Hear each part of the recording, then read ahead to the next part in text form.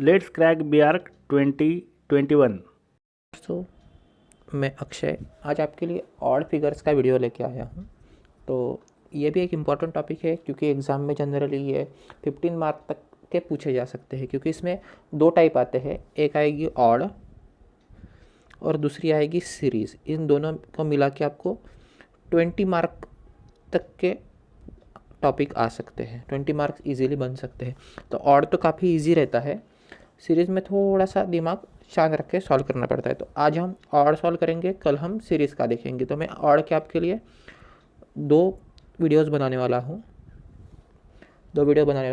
एक अभी आएगा और एक मॉर्निंग या कल आ जाएगा। ठीक है, तो पहले बेसिक देख लेते हैं क्या है इसका। बेसिक तो ऐसा तो कुछ होता नहीं बेसिक, पर लॉजिक कैसे डेवलप करें वो सीख लेते हैं। तो लॉजिक कैसे डेवलप करते हैं ये अगर सीखना है तो तीन तरह के लॉजिक जनरली देखे जाते हैं। फॉर एग्जांपल देखो, अगर ये स्क्वायर आता है, इसका कितना साइड होता है तो 4 साइड है। अगर पेंटागन है तो कितना साइड है, 5 साइड है। तो इस तरीके से लॉजिक डेवलप करना पड़ता है। ये 6 साइड, 7 साइड, 8 साइड जैसा होगा वैसा उस तरीके से लॉजिक डेवलप करो। सेकंड आपको लॉजिक डेवलपमेंट के लिए आएगा। तो सेकंड लॉजिक कैसे डेवलप होगा, तो सेकंड लॉजिक डेवलप होगा काउंटर क्लॉकवाइज और क्लॉकवाइज से। हमारा क्लॉक अगर ये है, ये सर्कल, और ये दूसरा मैं क्लॉक बना लूँ तो ये डायरेक्शन में लूँ, मेरी फॉलोइंग डायरेक्शन ये है तो ये क्लॉकवाइज डायरेक्शन हो गई। अगर मेरी फॉलोइंग डायरेक्शन ये है तो ये मेरी एंटी क्लॉकवाइज डायरेक्शन हो गई। तो बस ये दो लॉजिक रहते हैं कि एंटी क्लॉकवाइज घूम रहा है कि क्लॉकवाइज घूम रहा है, और बाकी के लॉजिक क्लियरली आइडेंटिफाई हो जाते हैं, जैसे कि इन साइड फेसिंग है, आउटसाइड फेसिंग है। इस तरीके से लॉजिक आपको अपने आप डेवलप हो जाएंगे, जैसे प्रैक्टिस करेंगे वैसे सॉल्व करेंगे। मैं आज और कल मिला के टोटल 25 इश प्रॉब्लम लेने वाला हूँ, जो आपको काफ़ी बेनिफिशियल रहेंगे। तो स्टार्ट करते हैं प्रॉब्लम्स। इन्हीं लॉजिक पे बेस रहेंगे प्रॉब्लम्स, और हम इनको 20 सेकंड्स के आसपास सॉल्व करने की कोशिश करेंगे। ठीक है, इन प्रॉब्लम को 20 सेकंड में कैसे सॉल्व करते हैं ये देखते हैं। तो मैं तीन ही लॉजिक यूज़ करूँगा, आइदर मैं साइड काउंट करूँगा, एंगल काउंट करूँगा, या फिर क्लॉकवाइज एंटी क्लॉकवाइज देखूँगा। इन्हीं पे पूरा का पूरा सॉल्व हो जाता है, आपको कुछ भी करने की ज़रूरत नहीं है।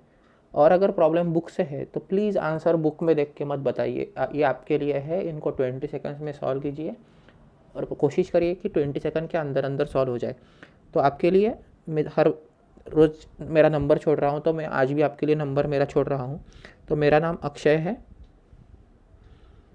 और मेरा नंबर 8087918287 है। ठीक है, अगर आपको कोई भी डाउट आता है तो आप मेरे व्हाट्सअप नंबर या फिर मुझे कॉल कर सकते हो। मैं आपकी हेल्प करने के लिए ही हूँ। आपको अगर कोई प्रॉब्लम सॉल्व करके चाहिए या फिर कोई डाउट आता है बुक से, तो आप मुझे उसका फ़ोटो भेज के मैं उसे अनोट करके आपको रिवर्ट कर दूंगा आपका प्रॉब्लम। तो ठीक है, तो ये आपके लिए एज अ हेल्पलाइन नंबर है, तो प्लीज़ कॉल करो। आपका ही बेनिफिट है। आपको अगर कुछ प्रॉब्लम आता है, जैसे कि कोई चैप्टर से उसमें प्रॉब्लम है, तो मुझे मैसेज कन्वे हो जाएगा और इजी वे टू टॉक है। मैं वैसे भी आपके सभी क्वेश्चंस का रिप्लाई तो ऑलमोस्ट ऑल कर ही देता हूँ। ऐसा नहीं होता कि मैं रिप्लाई नहीं करता। जितने भी होमवर्क आते हैं उन सब का रिप्लाई मैं करता ही हूँ, और सर ड्राइंग के क्वेश्चन का रिप्लाई कर रहे हैं। तो चलते हैं, आज का वीडियो स्टार्ट करते हैं। प्रॉब्लम से वीडियो स्टार्ट करते हैं। तो आज का फर्स्ट प्रॉब्लम ये है। तो अब ये इस टाइप के प्रॉब्लम में लॉजिक कैसे डेवलप करें, तो यहाँ पे सीधा सीधा साइड काउंट कर लो। ये टोटल क्या है, ये टोटल हेक्सागन है, मतलब 6 साइड है। ये आपका ट्रायंगल है, मतलब 3 साइड है। ये स्क्वायर है, मतलब 4 साइड है। और पेंटागन है, मतलब 5 साइड है। अब यहाँ से तो कोई लॉजिक डेवलप नहीं हो रहा है, तो सेकंड लॉजिक देख लेते हैं। ये सब रेगुलर साइज़ है, रेगुलर शेप्स है। ये भी रेगुलर शेप है और ये भी रेगुलर शेप है। तो ये 3 मेरे रेगुलर शेप के आ गए, पर ये 2 पैरेलल साइड और 2 पैरेलल साइड, मतलब ये बड़ी वाली साइड है, छोटी वाली साइड है। तो हाँ, ये सब रेगुलर वाले थे और ये नॉन रेगुलर था। तो ये मेरा सही जवाब रहेगा, यही मेरा ऑड फिगर रहेगा। तो करते हैं नेक्स्ट प्रॉब्लम। अब ये क्वेश्चन अगर देखना है तो इसका लॉजिक डेवलप करना काफ़ी मुश्किल है। ये काफ़ी ट्रिकी क्वेश्चन आया था। ये प्रीवियस ईयर का क्वेश्चन है, मेरे ख्याल से 2017 का क्वेश्चन है या 15 का क्वेश्चन, दोनों में से एक है, 15 या 17 में से एक है। तो इसका लॉजिक डेवलप करना काफ़ी डिफ़िकल्ट था। तो इसका अगर हम क्लियरली देखें तो एक ही निकलता है कि देखो इसका ये नहीं है, इसमें लाइन नहीं है और इसमें लाइन नहीं है, पर इसमें लाइन है। तो ऑप्शन नंबर ए मेरा सही जवाब रहेगा। तो ये तो ऑब्जर्वेशन से आपको आ जाते हैं। अब जब ऑब्जर्व करना स्टार्ट करोगे तब ये सब चीज़ें अच्छे से समझती है। ठीक है, तो देखते हैं नेक्स्ट प्रॉब्लम। ये भी प्रीवियस ईयर क्वेश्चन है, मैं बुक से उठाया हूँ ये क्वेश्चंस। तो इसको कैसे सॉल्व करेंगे? तो इसको सॉल्व करने का एक सीधा तरीका है, इसको क्लॉकवाइज या एंटी क्लॉकवाइज घुमा के देख लो। मैं यहाँ पे एंटी क्लॉकवाइज डायरेक्शन को घुमा के ट्राई कर रहा हूँ, इस डायरेक्शन में घुमाना ट्राई कर रहा हूँ। ठीक है, तो अब मैंने अगर घुमाना स्टार्ट किया और इसको अगर 120 डिग्री शिफ्ट किया तो मुझे ये फिगर मिल रही है। वहाँ से अगर 30 डिग्री मूव किया तो मुझे ये फिगर मिल रही है। पर मैं किसी भी डायरेक्शन में घुमा लूँ मुझे बी फिगर नहीं मिलने वाली। तो मेरा ऑप्शन नंबर बी रॉन्ग है, मतलब यही मेरा सही जवाब रहेगा। ठीक है, तो ऑप्शन नंबर बी मेरा सही, ये ऑड मैन है, बाकी सब आ रहे हैं। इसको बस आपको 120 डिग्री एंटी क्लॉकवाइज घुमाना था। ये मेरा थर्ड प्रॉब्लम है, इसको कैसे सॉल्व करेंगे, इसका लॉजिक कैसे डेवलप करेंगे। अब यहाँ पे अगर आप ट्रायंगल ऑब्जर्व करोगे तो ये इजीली डेवलप हो सकता है। तो अब देखो, ये इस कोने का मैं ट्रायंगल ऑब्जर्व कर रहा हूँ। तो ये ट्रायंगल है, इसमें यहाँ पे भी मुझे ट्रायंगल मिल रहा है और यहाँ पे भी मुझे ट्रायंगल मिल रहा है, पर यहाँ पर मुझे दो ट्रायंगल्स मिल रहे हैं, बड़ा ट्रायंगल मिल रहा है। ठीक है, तो यही मेरा ऑड है और यही मेरा सही जवाब है। करते हैं नेक्स्ट प्रॉब्लम। तो देखो, मैं बस ऑब्जर्व कर रहा हूँ फिगर, रेयरली 10 सेकंड 20 सेकंड के ऊपर ले रहा हूँ। बस प्रॉपर वे में ऑब्जर्व करना सीखना है। अब इसको कैसे सॉल्व करेंगे, इसका लॉजिक देखना है कैसे डेवलप करते हैं। तो इसका लॉजिक डेवलप करने के लिए काफ़ी आसान तरीका है। बस ये एरो की डायरेक्शन को ऑब्जर्व करो, ये नीचे है, ये 90 डिग्री मुड़ा है, ये 90 डिग्री ऊपर मुड़ा है और ये 180 डिग्री, यहाँ से ये 180 डिग्री मुड़ा है नीचे। तो ये एक लॉजिक हो सकता है, ऑप्शन नंबर डी मेरा ऑड आएगा, ये एक सही जवाब हो सकता है। अब दूसरा लॉजिक देख लेते हैं, इसका अगर दूसरे लॉजिक से सॉल्व करेंगे तो क्या होगा। ये एरो और ये ब्लैंक लाइन एक दूसरे को परपेंडिकुलर है।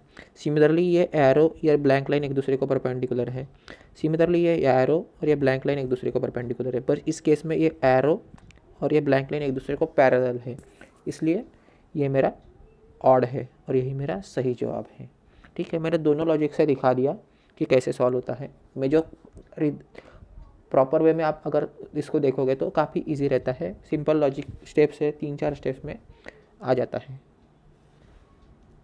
तो अब चलो इस प्रॉब्लम को सॉल्व करना है। तो इस प्रॉब्लम को कैसे सॉल्व करेंगे, इस प्रॉब्लम को सॉल्व करने का भाई वही तरीका है, पहले इसको क्लॉकवाइज एंटी क्लॉकवाइज घुमा के देख लेते हैं। अब मैं यहाँ से एंटी क्लॉकवाइज जाऊँगा, इस डायरेक्शन में जाऊँगा। तो मैं अगर क्लॉकवाइज जाता हूँ तो ये मुझे यहाँ से 30 डिग्री या फिर 60 degree phase shift 60 degree shift मिलता है।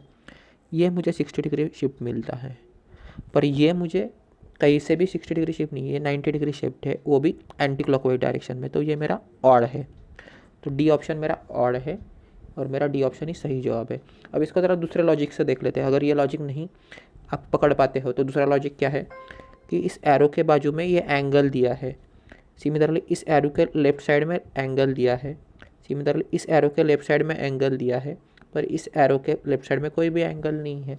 तो ये भी ऑड मैन से आपका डी ऑड आ जाएगा। तो दोनों लॉजिक डेवलप करो। मेरा जो सिंपल एल्गोरिदम लॉजिक है कि एंटी क्लॉकवाइज घुमाना है, क्लॉकवाइज घुमाना है, या फिर ऑब्जर्व कर लो, दोनों को दोनों चलते हैं, दोनों में सही जवाब आ जाएगा। तो चलो नेक्स्ट प्रॉब्लम देखते हैं। अब इन क्वेश्चन को सॉल्व करते हैं, देखते हैं इसको कैसे सॉल्व करेंगे। इसका भी लॉजिक सेम है, पहले घुमा के देख लो, अगर घूमने से आ जाता है तो ठीक है। तो अब देखो, ये यहाँ पे टर्न होता है, मतलब 90 डिग्री चेंज हुआ है और ये नेक्स्ट में 30 डिग्री चेंज हुआ है। ठीक है, सेम एंटी क्लॉकवाइज डायरेक्शन में। और उसके बाद अगर आप ऑब्जर्व करेंगे तो ये एक बार क्लॉकवाइज जा रहा है, सिमिलरली ये भी क्लॉकवाइज जा रहा है, पर ये एंटी क्लॉकवाइज आ रहा है। तो ऑप्शन नंबर सी, ये क्लॉकवाइज एंटी क्लॉकवाइज से निकल आता है बाहर। अब सिमिलरली आप अगर अपोजिट देखें तो वो भी लॉजिक चल जाता है। फॉर एग्जांपल ये और ये एक दूसरे के अपोजिट है, वैसे ही ये और ये एक दूसरे के अपोजिट है, पर इसका अपोजिट तो ये आना चाहिए, पर ये आया नहीं है। तो ऑप्शन नंबर सी यहाँ पे भी ऑड है। डी में भी अपोजिट ही है, मतलब डी भी सही है। तो ऑप्शन नंबर सी मेरा ऑड है। तो आप दोनों मेथड से चेक कर सकते हो। मैं हर प्रॉब्लम दोनों मेथड से दिखा रहा हूँ, क्योंकि कभी कभी कोई लॉजिक क्लिक हो नहीं हो, इसलिए दोनों लॉजिक पता होने चाहिए, इसलिए मैं दोनों दिखा रहा हूँ। करते हैं नेक्स्ट प्रॉब्लम। अब अगर ये प्रॉब्लम सॉल्व करना है तो ये भी काफ़ी इजी लॉजिक डेवलपमेंट है। अब इसको क्लॉकवाइज एंटी क्लॉकवाइज के अलावा भी सॉल्व हो सकता है।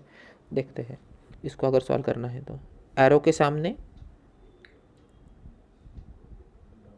सामने ये सर्कल आया है, एरो के सामने सर्कल आया, एरो के सामने कोई सर्कल नहीं है, एरो के सामने सर्कल है।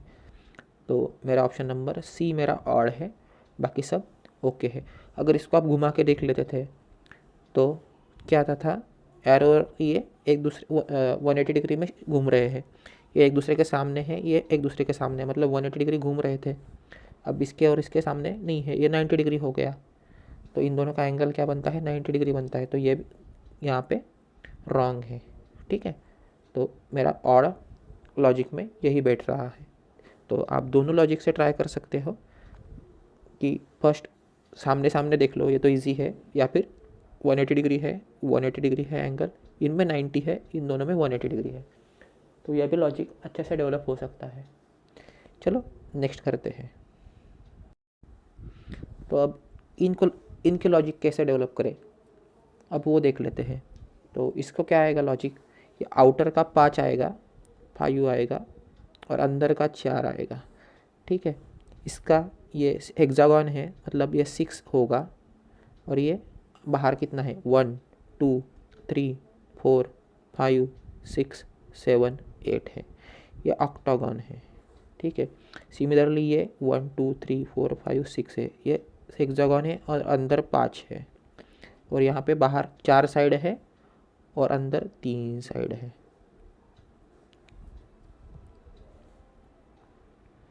3 साइड है और ये 4 साइड है। तो आप देख रहे हो क्लियरली, 5 4 8 6 6 5 और 4 और 3। तो यहाँ पे ऑड कौन सा है, तो ऑड ये बी वाला ऑप्शन ऑड है, 8 6 वाला ऑप्शन रॉन्ग है, क्योंकि ये सब कंसेक्यूटिव थे। 5 में से एक गया 4 हो गया, 4 में से एक गया 5 हो गया, 4 में से एक गया 3 हो गया, ठीक है। तो 8 में से अगर एक जाता तो 7 आना चाहिए था, यहाँ पे 6 आ रहा है साइड काउंट। तो मेरा ऑप्शन नंबर बी रॉन्ग है। यही इसका बेसिक लॉजिक डेवलपमेंट था। दोस्तों मैं इस वीडियो में कोई होमवर्क नहीं दूंगा, तो मुझे आपसे ज़्यादा से ज़्यादा प्रॉब्लम करवाने हैं, तो यही इसकी सोच है, बाकी कोई अलग सोच नहीं है। तो चलो नेक्स्ट प्रॉब्लम करते हैं। अब ये मेरा इस वीडियो का आखिरी प्रॉब्लम है। ऑलमोस्ट ऑल आज 11 प्रॉब्लम कर लिए हैं, तो मेरे ख्याल से आपको कंसेप्ट क्लियर करने के लिए काफ़ी है। तो स्टार्ट करते हैं। अब देखो, इस एरो के डायरेक्शन और ये एरो की डायरेक्शन एक दूसरे के अपोजिट है। इस एरो की डायरेक्शन और इस डायरेक्शन अपोजिट है, पर इसकी बाहर की साइड है। हर एक एरो की डायरेक्शन एक दूसरे से अपोजिट है इस केस में, और इस केस में भी एक की डायरेक्शन अंदर की पॉइंटिंग टूवर्ड्स इनसाइड है। तो मेरा ऑप्शन नंबर बी ये रॉन्ग रहेगा, क्योंकि उसका जो एरो है ये बाहर की तरफ मुड़ा हुआ है, ठीक है। बाकी सब अंदर की तरफ पॉइंटिंग कर रहे हैं, इसके लिए मेरा ऑप्शन नंबर बी रॉन्ग रहेगा, ऑड मैन रहेगा इस सीक्वेंस में। तो ऑप्शन नंबर बी मेरा रॉन्ग है। तो यहाँ पे हम इस वीडियो को ख़त्म करते हैं। मिलते हैं नेक्स्ट पार्ट में। नेक्स्ट पार्ट में मैं 11 to 12 प्रॉब्लम्स करवाऊँगा, और आपको 3-4 प्रॉब्लम एज अ होमवर्क भी दूंगा। तो मिलते हैं नेक्स्ट वीडियो में।